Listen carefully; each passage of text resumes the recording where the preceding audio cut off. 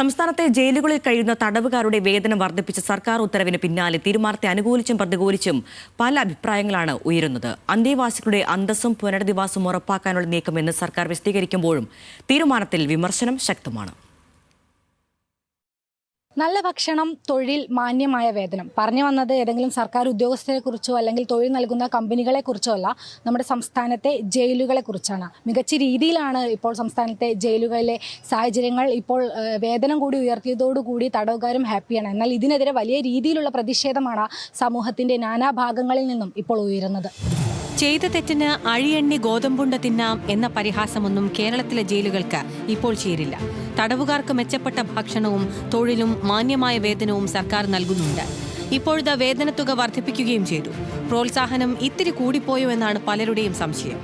സംസ്ഥാനത്തെ തൊഴിലുറപ്പ് തൊഴിലാളികളും ആശാവർക്കർമാരും KSRTC ജീവനക്കാരും അടക്കം വേതന പ്രതിസന്ധി നേരിടുന്നതിനിടെയാണ് തടവുകാരുടെ വേതന പരിഷ്കരണം.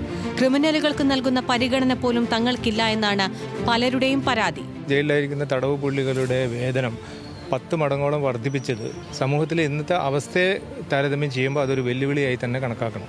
കാരണം നമുക്കറിയാം, ഒരുപാട് സ്കിൽഡ് ഏരിയകളിൽ വളരെയധികം കഴിവുള്ള ചെറുപ്പക്കാർ ഇവിടെ ജോലിയില്ലാതെ എംപ്ലോയ്മെൻറ്റ് എക്സ്ചേഞ്ച് മുമ്പാകെ രജിസ്റ്റർ ചെയ്തിട്ട് ജീവിക്കുന്ന ഒരു സമൂഹമാണ് നമ്മുടേത്. അവർക്ക് ലഭിക്കുന്ന തൊഴിലില്ലായ്മ വേതനം തന്നെ 152 രൂപ 200 രൂപയിൽ താഴെയാണ് മാസത്തിൽ. അങ്ങനെയുള്ളൊരു സാഹചര്യത്തിലാണ് ഇതുപോലെ 10 മടങ്ങ് വർധനവ് ഒരു തടവ് പുള്ളിക്ക് നൽകുന്നത്. അന്തേവാസികളെ സ്വയം പര്യാപ്തരാക്കി സമൂഹത്തിലേക്ക് മടക്കി അയക്കുകയാണ് പുനരധിവാസത്തിന്റെ ലക്ഷ്യമെന്ന അഭിപ്രായക്കാരുമുണ്ട്. കുടുംബത്തോടൊപ്പം ഉത്തരവാദിത്തം നിറവേറ്റുന്നതിനും അധ്വാനത്തിന് മൂല്യമുണ്ടെന്ന ബോധം വളർത്തുന്നതിനും ഒപ്പം മോചനാനന്തരമുള്ള സാമ്പത്തിക സുരക്ഷയ്ക്കും ഇത് ഉതകും. വീണ്ടും കുറ്റകൃത്യങ്ങളിലേക്ക് വഴുതിപ്പോകാതെ മുഖ്യധാരയിലേക്ക് മടങ്ങാൻ ഇത് സഹായകമാകുമെന്നും ഈ വിഭാഗം പറയുന്നു. അവർക്ക് വേതനം കൊടുക്കുന്നത് കൊണ്ട് ഞാൻ ഒരിക്കലും തെറ്റ് കാണുന്നില്ല. കാരണം അതുകൊണ്ട് അവർ ചിലപ്പം അറിഞ്ഞോ അറിയാതോ കുറ്റത്തിൽപ്പെട്ട ആളായിരിക്കും. അപ്പോൾ അത് വേർതിരിക്കാൻ ബുദ്ധിമുട്ടുണ്ട്.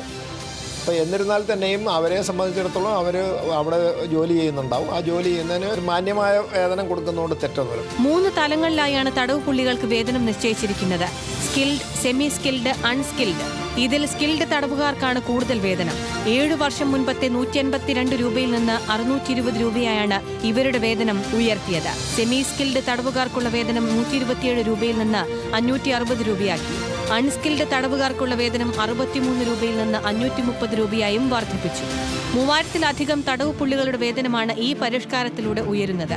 അന്തേവാസികളുടെ അന്തസ്സും പുനരധിവാസവും ഉറപ്പാക്കുന്ന നിർണായക നടപടിയെന്നാണ് വേതന വർധനവിൽ സർക്കാരിന്റെ വിശദീകരണം.